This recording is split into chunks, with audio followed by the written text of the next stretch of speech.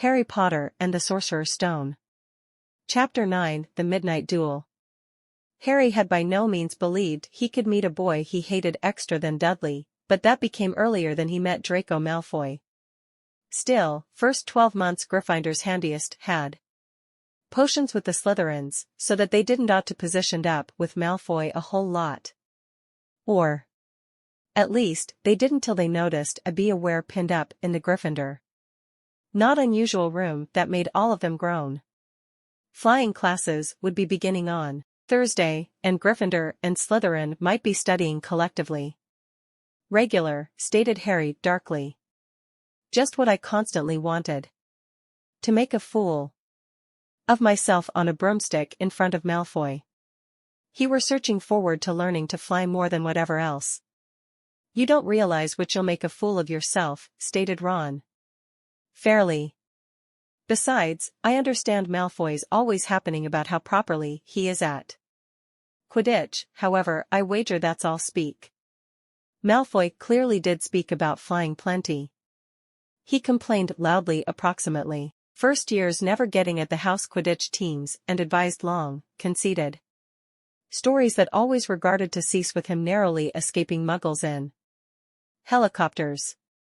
He wasn't the simplest one, even though, the manner Seamus Finnegan advised it, he'd spent maximum of his early life zooming across the nation-state on his broomstick. Even Ron would tell anybody who'd concentrate approximately the time he'd nearly hit a hang glider on Charlie's old broom. Everybody from wizarding families mentioned Quidditch continuously. Ron had already had a large argument with Dean Thomas, who shared their dormitory, about football. Ron couldn't see what became exciting, approximately a game with handiest one ball in which no one became allowed to fly. Harry had stuck Ron prodding Dean's poster of West Ham football crew, looking to make the players flow. Neville had by no means been on a broomstick in his life, due to the fact his grandmother had by no means allowed him near one. Privately, Harry felt she'd had right motive, because Neville controlled to have an first-rate number of injuries. Regardless of both toes at the floor, Hermione Granger was nearly as worried approximately flying as Neville turned into.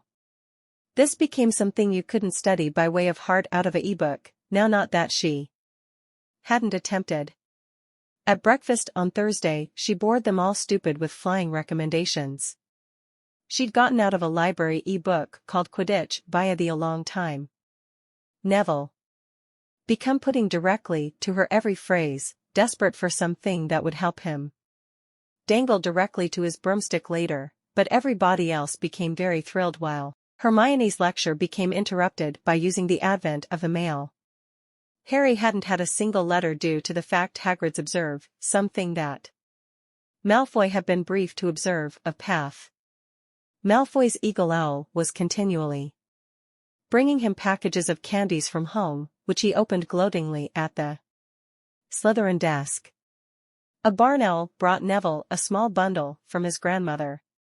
He opened it excitedly and showed them a tumbler ball the size of a large marble, which appeared to be complete of white smoke. It's a remembrall, he defined. Gran is aware of I forget about things, this tells you if there's something you've forgotten to do. Appearance, you preserve it tight like this, and if it turns crimson, oh, his face fell, because the remembrall had glowed scarlet, you've forgotten something. Neville turned into looking to recall what he'd forgotten whilst Draco Malfoy, who changed into passing the Gryffindor desk, snatched the remembrall out of his hand.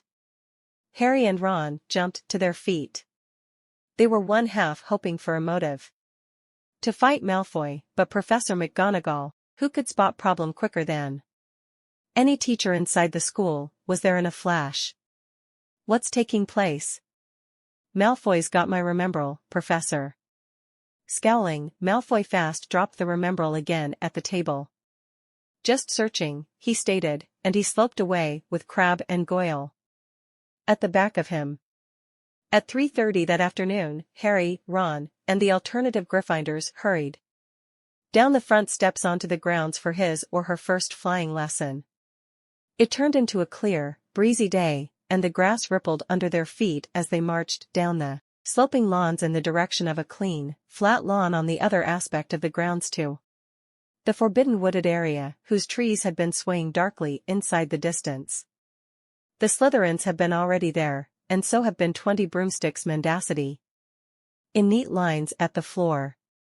Harry had heard Fred and George Weasley bitch approximately the college brooms, pronouncing that some of them commenced to vibrate if you flew too excessive, or usually flew slightly to the left. Their trainer, Madame Hooch, arrived. She had short, grey hair, and yellow eyes like a hawk.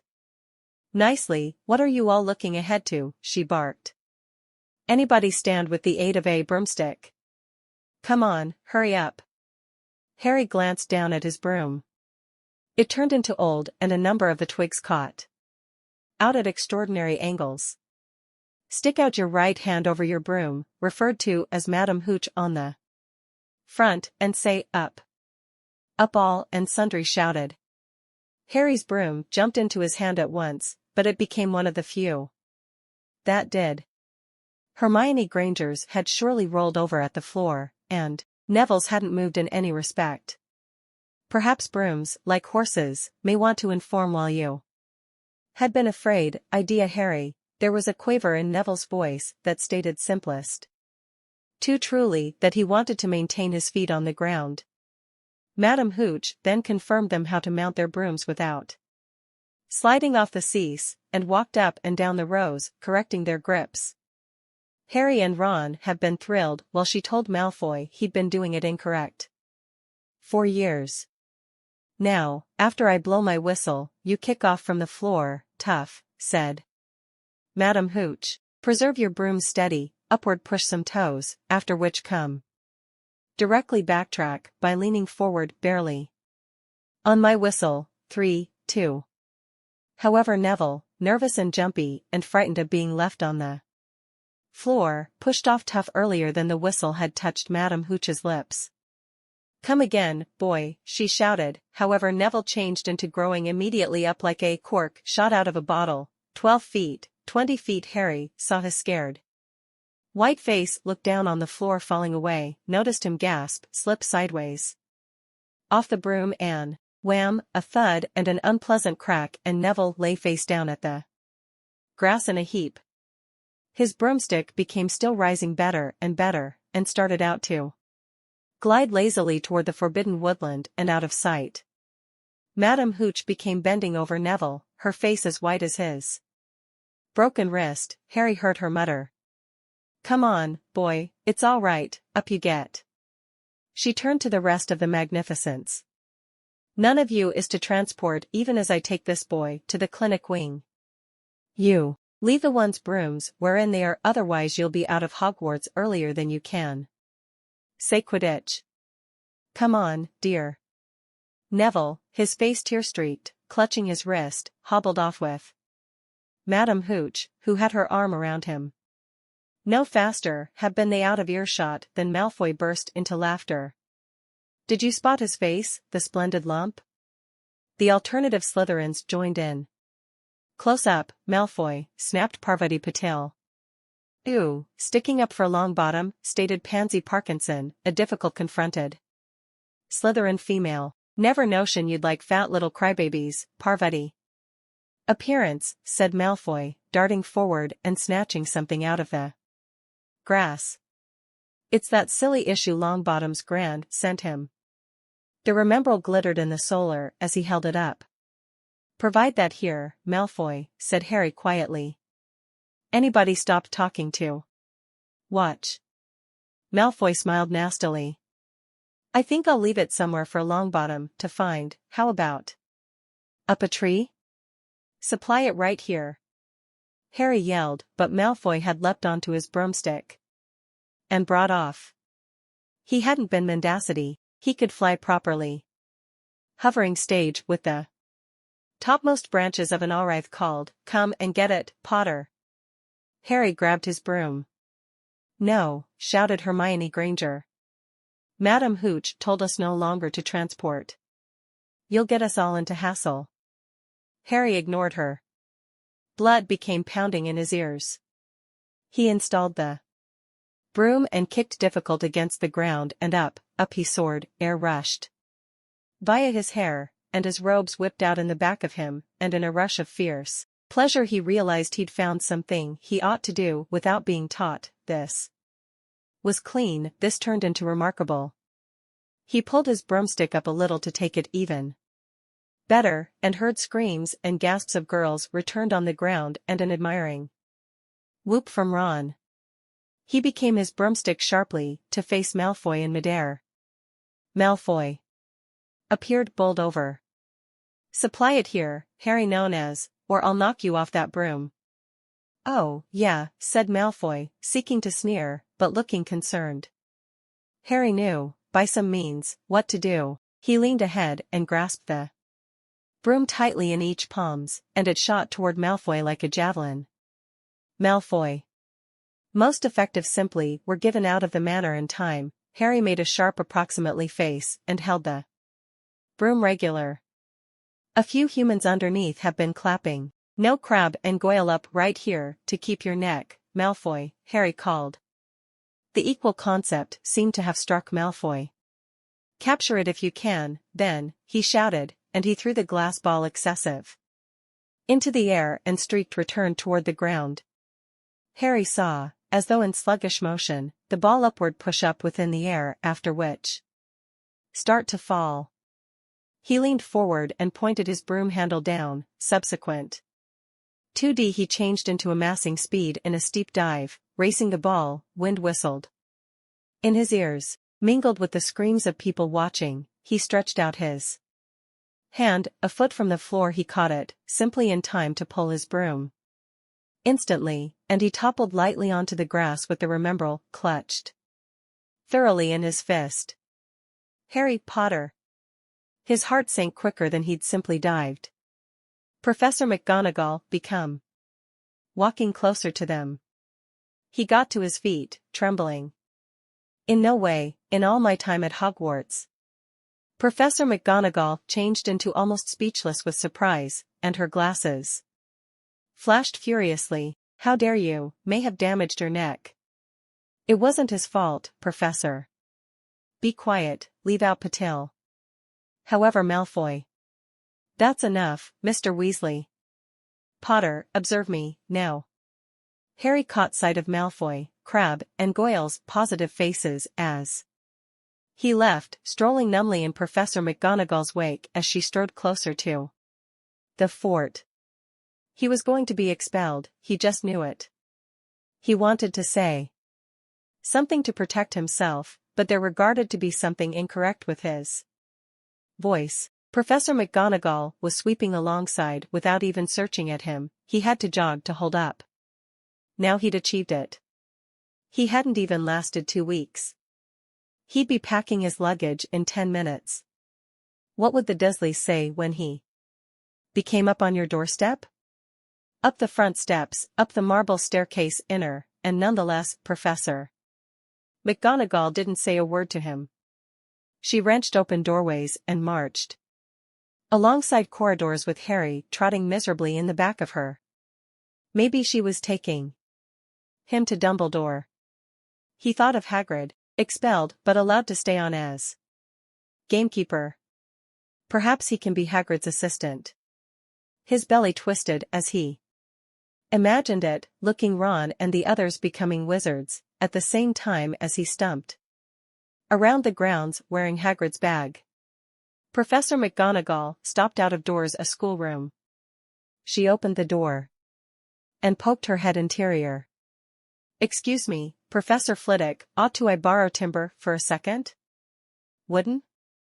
idea. Harry, bewildered, was what a cane she became going to use on him?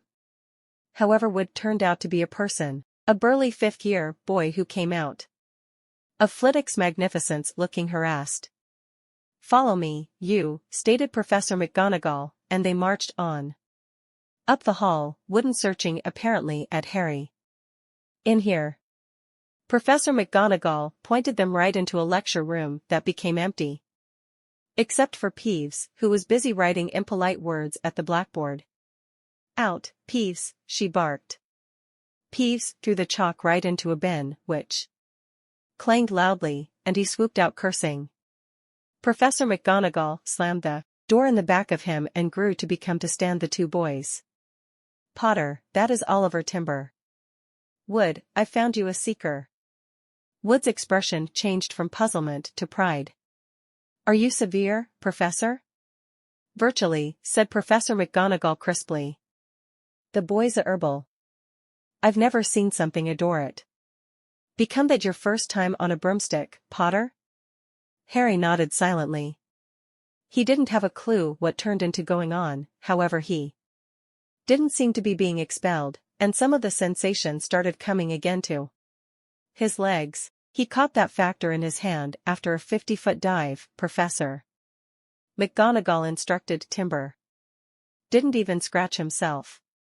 Charlie Weasley couldn't have accomplished it. Timber became now looking as although all his dreams had come real straight away. Ever seen a game of Quidditch, Potter? He requested excitedly. Wood's captain of the Gryffindor team, Professor McGonagall defined. He's just the construct for a seeker, too, stated Wooden, now taking walks around Harry and looking at him. Light, rapid, we'll need to get him a decent broom, Professor, a Nimbus 1000 or a Clean Sweep 7, I'd say. I shall communicate to Professor Dumbledore and spot if we can't bend the first-year rule. Heaven is aware of, we need a higher group than closing year flattened in that remaining suit by using Slytherin. I couldn't appearance Severus Snape inside the face for weeks. Professor McGonagall peered sternly over her glasses at Harry. I need to listen your training hard, Potter, or I may trade my mind about punishing you. Then she all of a sudden smiled. Your father would were proud, she said. He turned into an splendid Quidditch participant himself. You're joking. It turned into dinner time. Harry had simply finished telling Ron what had passed off whilst he'd left the grounds with Professor McGonagall. Ron had a bit of steak and kidney pie halfway to his mouth, but he'd forgotten all about it. Seeker, he stated. However, first years in no way, you should be the youngest residence player in approximately a century, said Harry, shoveling pie into his mouth.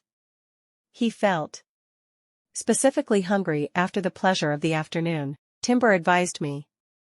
Ron became so amazed, so inspired, he simply sat and gaped at Harry. I begin training subsequent week, stated Harry. Simplest, don't inform everybody, Wooden desires to preserve it a mystery. Fred and George Weasley now came into the corridor, spotted Harry, and moved quickly over. Well achieved, stated George in a low voice. Wood instructed us.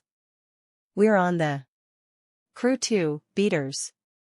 I tell you, we're going to win that Quidditch Cup for sure this year, said Fred. We haven't won because Charlie left, but this year's group is going to be terrific. You have to be proper, Harry, Wooden was almost skipping whilst he instructed us.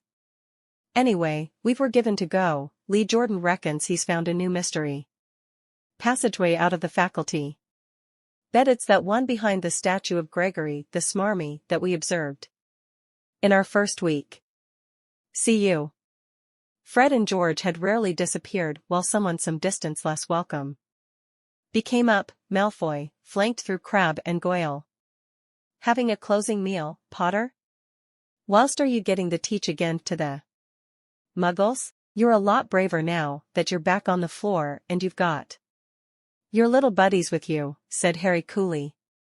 There was a root, not anything at all little approximately Crabbe and Goyle, however because the high table changed into full of teachers, neither of them may want to do greater than crack their knuckles and scowl. I'd take you on every time by myself, said Malfoy. Tonight, in case you want. Wizard's Duel. Wands most effective, no touch. What's the problem? In no way heard of a wizard's duel earlier than, I suppose? Of root he has, stated Ron, wheeling around. I'm his second, whose? Yours? Malfoy checked out Crabbe and Goyle, sizing them up. "Crabbe," he said. "Nighttime all proper? We'll meet you in the trophy room, that's usually unlocked." While Malfoy had gone, Ron and Harry checked out each other. "What's a wizard's duel?" stated Harry. "And what do you mean, you're my second?" "Well, a 2nd's there to take over if you die," stated Ron, casually, getting commenced at final on his bloodless pie. Catching the appearance on Harry's face, he added quickly, "However, humans simplest die in proper duels, you understand, with actual wizards. The most you and Malfoy'll be capable of do is send sparks at every different. Neither of you knows sufficient magic to do any real damage. I guess he expected you to refuse, besides. And what if I wave my wand and not anything happens?" "Throw it away and punch him at the nose," Ron recommended. "Excuse me." They both regarded up. It became Hermione Granger. "Can't a person devour in peace on this location?" said Ron. Hermione omitted him and spoke to Harry. "I couldn't help overhearing what you and Malfoy have been saying." "Guess you could," Ron muttered. "And also you mustn't move wandering across the school at night, think of the factors you'll lose Gryffindor if you're caught, and you're sure to be. It's truly very egocentric of you." "And it's simply none of your business," said Harry. 6K44B5BB0 Dec 5315A8A4CCFBC, said Ron.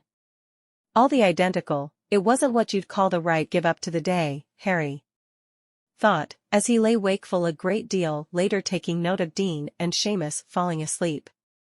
Neville wasn't again from the health center wing. Ron had spent all night time giving him recommendation which include if he attempts to curse you, you'd better evade it, due to the fact I can't do not forget a way to block them. There has been an excellent hazard they were going to get stuck with the aid of Filch or Mrs. Norris, and Harry felt he was pushing his success, breaking any other school rule these days.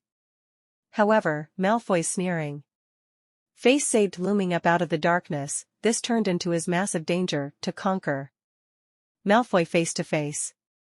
He couldn't pass over it. "11:30, Ron muttered at ultimate, we'd higher pass." They pulled on their bathrobes, picked up their wands, and crept throughout the tower room, down the spiral staircase, and into the Gryffindor commonplace room. Some embers had been nevertheless sparkling inside the hearth, turning all the armchairs into hunched black shadows. They had almost reached the portrait hole when a voice spoke from the chair nearest them. "I'm able to accept as true if you're going to do this, Harry." A lamp flickered on. It became Hermione Granger, sporting a red bathrobe and a frown. "You," said Ron furiously. "Go return to bed." "I almost informed your brother," Hermione snapped. "Percy, he's a prefect, he'd position to prevent to this." Harry couldn't agree with everybody maybe so interfering. "Come on," he stated to Ron. He'd driven open the portrait of the fat woman and climbed via the hole. Hermione wasn't going to surrender that easily. She followed Ron through the portrait hollow, hissing at them like an angry goose. "Don't you care about Gryffindor, do you best care about yourselves? I don't want Slytherin to win the Residence Cup, and also you'll lose all the points I were given from Professor McGonagall for knowing approximately switching spells. Go away." "All right, but I warned you, you just don't forget what I stated while you're on the educate domestic day after today, you're so." However, what they had been, they didn't discover.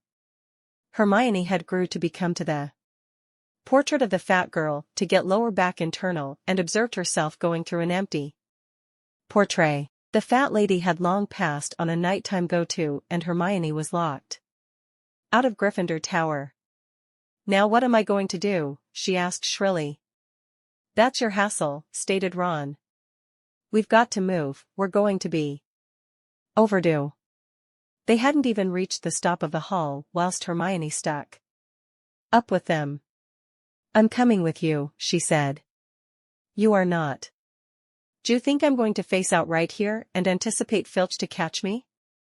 If he finds all three people, I'll inform him the fact that I was seeking to prevent you, and you can back me up. You were given some nerve, said Ron loudly.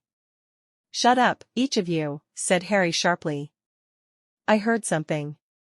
It become a type of snuffling. Mrs. Norris, breathed Ron, squinting via the dark. It wasn't Mrs. Norris. It was Neville. He changed into curled up on the floor, Speedy. Asleep, but jerked all of sudden conscious as they crept nearer. Thank goodness you discovered me. I've been out right here for hours, I couldn't remember the brand new password to get into mattress. Maintain your voice down, Neville. The password's pig snout, however, it gained. Help you currently, the fats lady's gone off someplace. How's your arm, said Harry. Excellent, said Neville, displaying them. Madame Pomfrey mended it in about a minute. Properly, nicely, appearance, Neville, we've got to be someplace, we'll see you later. Don't leave me, stated Neville, scrambling to his toes, I don't need to live right here alone, the Bloody Baron's been passed 2 times already. Ron looked at his watch and then glared furiously at Hermione and Neville. If both of you get us caught, I'll by no means relaxation till I've learned that curse of the bogies Quirrell advised us approximately, and used it on you. Hermione opened her mouth, possibly to tell Ron precisely the way to use the curse of the bogies, however Harry hissed at her to be quiet and beckoned them all ahead. They flitted along corridors striped with bars of moonlight from the excessive home windows. At each turn Harry anticipated to run into Filch or Mrs. Norris, but they have been lucky. They accelerated a staircase to the 0.33 floor and tiptoed toward the trophy room. Malfoy and Crabbe weren't there yet. The crystal trophy cases glimmered wherein the moonlight stuck them. Cups, shields, plates, and statues winked silver and gold in the darkness. They edged alongside the walls, maintaining their eyes on the doors at both ends of the room. Harry took out his wand and case. Malfoy leapt in and started without delay. The minutes crept via. He's late, maybe he's chickened out, Ron whispered. Then a noise within the next room made them soar. Harry had simply raised his wand once they heard someone speak, and it wasn't Malfoy. Sniff round, my candy, they might be lurking in a corner. It turned into Filch talking to Mrs. Norris. Horror-struck, Harry waved madly at the opposite 3 to comply with him as fast as possible. They scurried silently towards the door, away from Filch's voice. Neville's robes had slightly whipped next door after they heard Filch enter the trophy room. They're in right here somewhere, they heard him mutter, likely hiding this way. Harry mouthed to the others and, petrified, they started out to creep down an extended gallery full of suits of armor. They may hear Filch getting closer. Neville abruptly set free a worried squeak and broke into a run. He tripped, grabbed Ron around the waist, and the pair of them toppled proper right into a healthy of armor. The clanging and crashing were enough to wake the entire fortress. Run! Harry yelled, and the 4 of them sprinted down the gallery, no longer looking lower back to look whether or not Filch become following. They swung around the doorpost and galloped down one corridor, then any other, Harry inside the lead, without any idea in which they had been or wherein they had been going. They ripped via a tapestry and determined themselves in a hidden passageway, hurtled along it and got here out close to their charm study room, which they knew was miles from the trophy room. I assume we've misplaced him, Harry panted, leaning against the bloodless wall and wiping his brow. Neville turned into bent double, wheezing and spluttering. I informed you, Hermione gasped, clutching at the sew in her chest. I told you we were given to get again to Gryffindor Tower, stated Ron, speedy as possible. Malfoy tricked you, Hermione said to Harry. You recognize that, don't you? He changed into by no means going to satisfy you. Filch knew someone became going to be in the trophy room. Malfoy ought to have tipped him off. Harry notioned she was in all likelihood right, but he wasn't going to tell her that. Let's move. It wasn't going to be that simple. They hadn't long passed greater than a dozen paces when a doorknob rattled and something got here shooting out of a classroom. In the front of them. It turned into Peeves. He caught sight of them and gave a squeal of pleasure. Close up, Peeves, please, you'll get us thrown out. Peeves cackled. Wandering around at nighttime, ickle first eyes? Tut, tut, tut. Naughty, naughty, you'll get caughty. No longer if you don't deliver us away, Peeves, please. Have to tell Filch, I should, stated Peeves in a saintly voice, but his eyes glittered wickedly. It's for your personal exact, you understand. Get out of the way, snapped Ron, taking a swipe at Peeves. This changed into a huge mistake. Students out of bed. Peeves bellowed, students out of bed down the charms hall. Ducking underneath Peeves, they ran for their lives, proper to the stop of the hall where they slammed into a door, and it become locked. That is it. Ron moaned, as they driven helplessly at the door. We're accomplished for. This is the cease. They could listen footsteps, Filch jogging as speedy as he ought to in the direction of Peeves' shouts. Oh, circulate over, Hermione snarled. She grabbed Harry's wand, tapped the lock, and whispered, Alohomora. The lock clicked and the door swung open. They piled through it, shut it quickly, and pressed their ears in opposition to it, listening. Which way did they move, Peeves? Filch became announcing. Brief, tell me. Say please. Don't mess with me, Peeves. Now where did they go? Shan't say not anything in case you don't say please, said Peeves in his annoying sing-song voice. All proper, please. Nothing. Ha. Told you I wouldn't say not anything if you didn't say please. Ha ha. Hiya, and that they heard the sound of Peeves whooshing away. And Filch cursing in rage. He thinks this door is locked, Harry whispered. I suppose we'll be okay. Get off, Neville. For Neville had been tugging on the sleeve of Harry's bathrobe for the last minute. What? Harry turned around, and noticed, quite without a doubt, what? For a moment, he was sure he'd walked into a nightmare. This was too much, on top of the whole thing that had happened to date. They weren't in a room, as he had intended. They were in a corridor. The forbidden corridor at the 0.33 floor. And now they knew why it turned into forbidden. They were searching instantly into the eyes of a massive dog, a canine that filled the complete area between ceiling and floor. It had 3 heads. 3 pairs of rolling, mad eyes, 3 noses, twitching and quivering of their path, 3 drooling mouths, saliva putting in slippery ropes from yellowy fangs.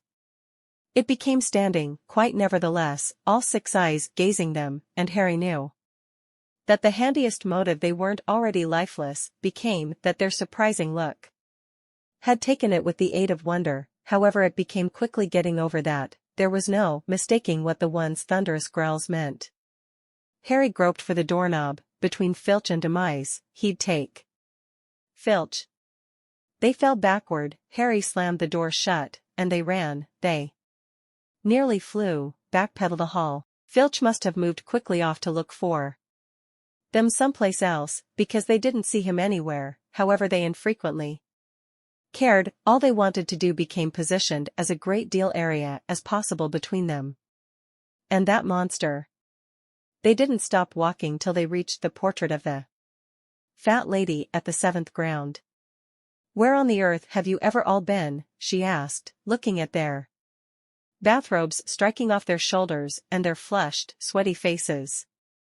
In no way, thoughts, that, pig snout, panted Harry, and the portrait swung ahead. They scrambled into the not unusual room and collapsed, trembling, into armchairs. It changed into a while before any of them said whatever. Neville, certainly, seemed as if he'd never speak again. What do they think they're doing, retaining an element like that locked up in a faculty? Said Ron sooner or later. If any canine desires exercise, that one does. Hermione had got both her breath and her terrible temper lower back again. You don't use your eyes, any of you, do you? She snapped. Didn't you notice what it changed into standing on the floor? Harry recommended. I wasn't searching at its toes, I used to be too busy with its heads. No, not the ground. It was standing on a trapdoor. It's manifestly guarding something. She stood up, evident at them. I'm hoping you're thrilled with yourselves. We could all have been killed. Or worse, expelled. Now, in case you don't thoughts, I'm going to mattress. Ron stared after her, his mouth open. No, we don't mind, he said.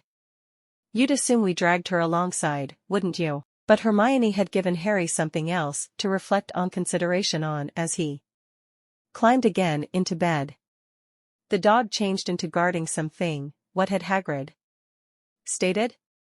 Gringotts changed into the most secure vicinity within the global for something you desired to hide, besides possibly Hogwarts. It appeared as although Harry had observed out in which the grubby little package from Vault 713 became